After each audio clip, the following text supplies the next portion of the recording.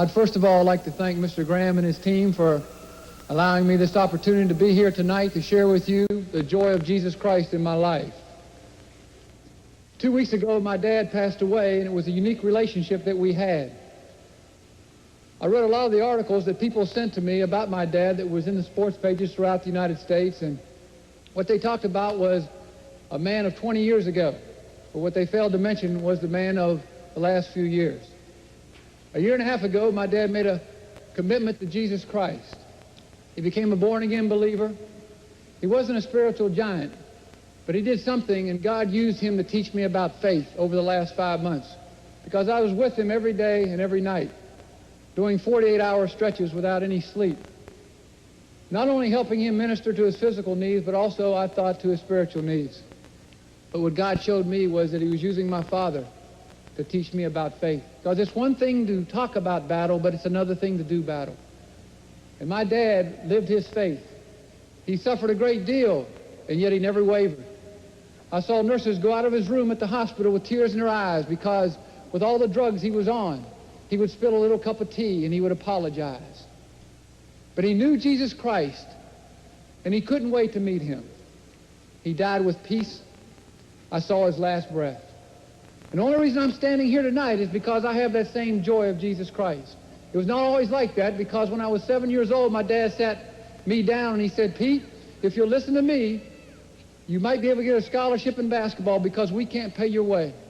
And maybe you not only get a scholarship, but maybe you'll go to the pro level and you'll play on a team that wins a world championship. And you'll make $1 million playing basketball. And they'll give you a big diamond ring and it'll have your name on it and say world champions." And to a 7-year-old, my eyes lit up. And I said, "Dad, that's what I want."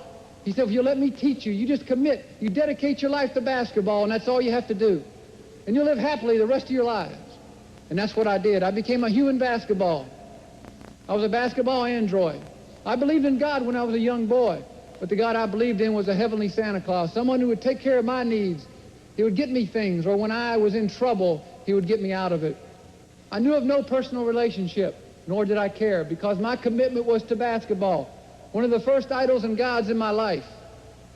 When I was 14 and a half years old, a friend of mine came to me, and I grew up in Clemson, South Carolina, and said, "Have you ever had a beer, Pete?" And I said, "No, I haven't. I don't care to have one because my dad said if I ever drank one, he would shoot me." And I said, "I don't want to die just yet because I've got to play pro basketball."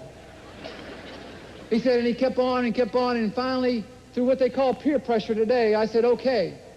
I remember going on the steps of the Methodist Church at 9:30 p.m. on a Sunday night. And I remember popping open that can. I remember smelling it. And he said, "Doesn't it smell good?" I said, "Yes, it does." And I remember taking that first sip. And I'm here to tell you tonight, all you young people that are here and anybody else who has any kind of a drug problem, that first sip nearly destroyed my life. And the only reason I'm standing here tonight is because of the grace and mercy of God. I would not be here tonight because he overruled in my life. But I do know this, that peer pressure is simply a choice. That's all it was in my life. It's a choice. There was never a gun placed next to the alcohol. Never in my whole life. It started as a toehold and came out as a stronghold. When I was 19 years old, I went out to the Campus Crusade for Christ to put on a Showtime clinic. I didn't know anything else, just to go out there and do my clinic. I'd done it all around the world, my dad and I. I took a friend with me, and for 3 days I heard who Jesus Christ was. And for 3 days I rejected him. On the third night, Mr. Bill Bright, founder of Campus Crusade, gave a message like Mr. Graham gives, and many young people came forward. And my friend, who was just like me, we partied all the way out, and we had a good time. We had all the pleasure we wanted.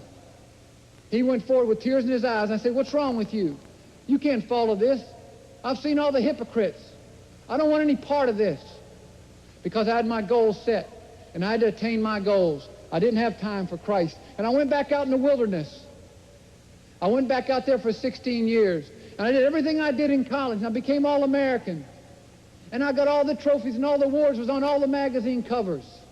I have a trophy 6'5" and a quarter inches tall, the same height as I am. It's still in the attic from 15 years ago, collecting dust, because that's what trophies do. They collect dust.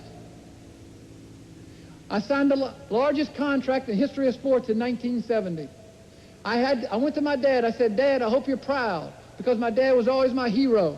I said, "I've got it. I've signed $1 million contract. I've made it to the pros. Now all I got left is the ring. And when I get the ring, I'll be able to sit by the pool, twinkle my toes in the water, and sit back with my drink and live happily ever after. That's what I thought. But it just didn't turn out that way. In 1980, I quit basketball. I was despondent.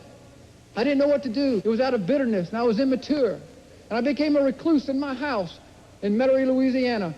And I tried to be Father of the Year. I said, now I'll throw all of my energies into my son. That's where I'll get my joy. That's where I'll get my peace. But it didn't work out. It didn't last. And for 2 years, I divorced myself from basketball, stayed in the house, used to contemplate suicide, taking my Porsche out, driving 140 miles an hour across the bridge and going off. I'm glad I never did that. But in 1982, I went to bed one night. It was late night, and I was watching television. It was like any other night, and I just went to bed. And as I laid in the bed, things started coming up in my mind, and I could not sleep. And the things that were coming up in my mind, I knew what they were. It was called sin. I knew the difference between right and wrong, and I always had a heavy conscience whenever I did something morally wrong. It was sin that came, and it would not leave me alone. Everything I'd ever done, all my rebellion against God, all my rebellion against my parents, the people I loved, the people I hated. I hated people. I had bitterness against people. It was driving me crazy. I couldn't get it out of my mind. I remember crying out in my spirit. I said, oh, God, you're going to have to save me. I can't take this life anymore. I've had it with what they say makes you happy. I've had it with what they say will make your life just so good. And I remember at that point, with tears in my eyes, the Lord spoke to me. He said, be strong and lift thine own heart. I'll never forget it. I'll never deny it. It reverberated through my room. I was in shock. I sat up in my bed. I was not asleep. I woke my wife up. She was in a deep sleep. I said, Jackie, did you hear that? Did you hear what God said to me? Well, Jackie just didn't hear. She said, I didn't hear anything, Pete, and laid her head back down. But I remember rolling off the bed, and I remember I said, God, I know you're there, and I want my life to change. And I remember back to when I was 19, when I was at that campus crusade, and I said, come into my life. Forgive my sin. Change me like you want me to. Since that day, my life has changed so dramatically. It's been almost 4.5 years. I've never known the joy I have tonight. I know what faith is. Faith is a testing. Faith is a preparation ground. That's why we are here. But joy is trusting. That's what I found out. That's what it's all about. I want all of you to know this tonight about Peter Maravich. You may never have heard of me. It makes no difference. I'm just one person on this earth, saved by the grace of God through faith in Jesus Christ. And I want you to know this, that the change that came into my life was Jesus Christ. It was not winning. I won all my life. I won every trophy and award and everything you can think of. But every time I won something, I wanted something more. I had to win again. It wasn't money, because money will buy you everything but happiness. It'll pay your fare to every place but heaven. Material things, I've driven everything some of you strive for, from Rolls Royces to BMWs to Mercedes to Porsches. It wasn't religion, because in the name of religion, Jesus Christ was placed upon that cross. And the purest thing about Christianity is the fact that it's your choice. You can't work, you can't earn. I knew that. And I understood it now. And I want you to know this. The last thing I'd like to say is this. Next week, I'll be inducted into the Hall of Fame. I'll get that big ring. In fact, it's a bigger ring than I would have got for the championship. But I'll tell you something about all awards. They all pale to the glory of Christ and what he's done in my life. It's amazing what he has done in my life. I wouldn't trade my position.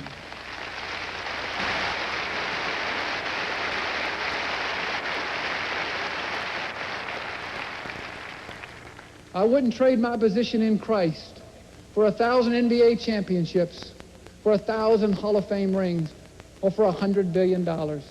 There's nothing like the joy of Jesus Christ in your life. Thank you very much.